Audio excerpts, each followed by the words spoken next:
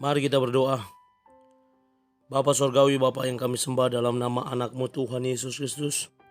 Sungguh kami sangat bersyukur berterima kasih kepadamu Bapa untuk pagi hari ini, di mana kami boleh tidur dengan tenang, bangun dengan selamat pada pagi hari ini, dengan tidak kekurangan suatu apapun.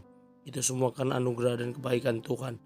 Sebelum kami mulai aktivitas kami pada hari ini, izinkan kami untuk bersekutu dengan Tuhan, berdoa, memuji muliakan nama Tuhan, dan mendengarkan kebenaran firman Tuhan melalui channel YouTube ini. Berbicara bagi kami Tuhan, nyatakan kuasa-Mu, nyatakan isi hati-Mu, karena kami telah siap untuk mendengarkan kebenaran firman Tuhan.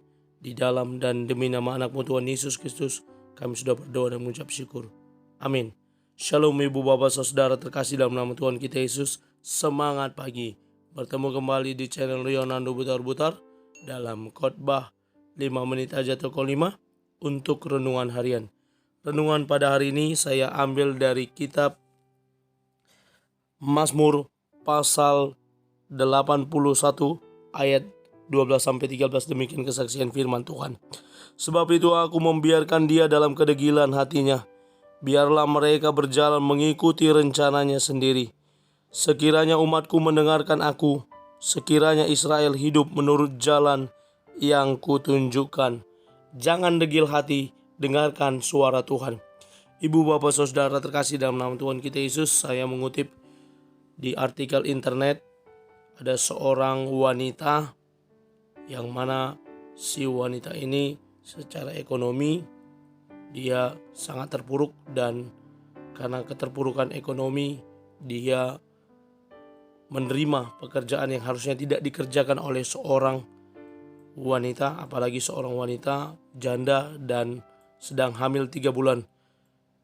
Dia mengerjakan menjadi seorang kurir, mengantarkan narkoba dari satu tempat ke tempat yang lainnya. Ibunya yang bersama-sama dengan dia tinggal di rumah sederhana sudah mengingatkan agar jangan mengambil pekerjaan tersebut. Namun si wanita ini tetap mengerjakan sampai suatu ketika dia sedang mengantarkan paket narkoba, dia ditangkap oleh polisi dan akhirnya dia dipenjara 5 tahun penjara, dan anaknya harus lahir di penjara dan dijemput oleh ibunya untuk dibesarkan, dan dia hanya bisa tinggal di penjara sendiri tanpa membesarkan anaknya. Ibu bapak saudara terkasih dalam nama Tuhan kita Yesus, kedegilan hati membuat si wanita tadi harus mengerjakan pekerjaan yang memang seharusnya tidak patut untuk dia kerjakan. Namun karena keadaan ekonomi dan memang dia tidak mau mendengarkan suara ibunya yang sudah mengingatkan agar jangan mengambil pekerjaan tersebut.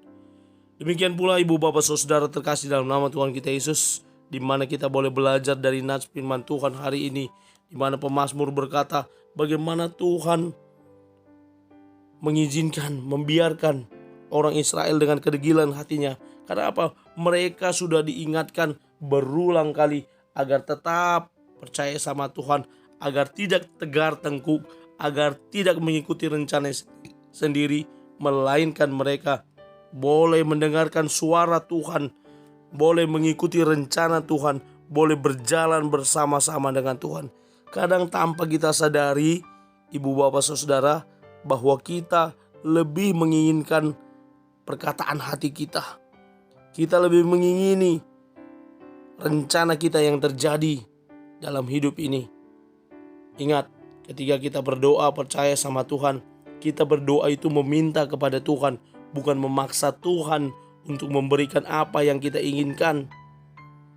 Ketika tidak diberi, kita guling-guling ngambek sama Tuhan. Padahal seharusnya berdoa itu adalah meminta dengan tulus hati. Ya kalau diberi puji Tuhan, kalau tidak diberi ya berdoa lagi. Itu aja yang bisa kita lakukan. Maka mari kita tinggalkan kedegilan hati kita, dan kita jangan hanya mengandalkan rencana kita sendiri. Sebaliknya seperti yang dikatakan oleh firman Tuhan hari ini, sekiranya umatku mau mendengarkan, mari kita dengarkan suara Tuhan melalui kebenaran firman Tuhan di Alkitab, lengkap untuk kita baca dan kita renungkan. Ya, sekali-kali mampirlah di channel YouTube ini untuk mendengarkan Kolima setiap paginya. 1-2 ayat saya share di tengah-tengah YouTube ini untuk menjadi renungan dan penguat, penghibur, dan pemberi rasa puas untuk dahaga rohani kita untuk memulai hari ini. Dan permintaan Tuhan dalam nats ini, sekiranya Israel hidup menurut jalan yang kutunjukkan, bagaimana mereka boleh berjalan menurut jalan yang ditunjukkan oleh Tuhan. Mari kita yang memiliki 2 telinga dan 1 mulut, karena kita bisa mendengarkan 2 kali lebih banyak daripada berbicara, seperti yang dikatakan Epictetus, seorang filsuf Yunani. Saya menulis mendengarkan suara Tuhan melalui kebenaran firman-Nya akan menuntun kita kepada keselamatan dan menghilangkan egosentris kita. Mari kita tinggalkan kedegilan hati kita dan berjalan dengan tuntunan firman Tuhan. Amin. Kita bersatu dalam doa. Terima kasih Bapa untuk firman-Mu. Mampukan kami untuk menjadi para pelaku kebenaran firman Tuhan. Dalam nama Yesus kami sudah berdoa dan mengucap syukur. Amin. Selamat beraktivitas. Tuhan Yesus memberkati. Shalom.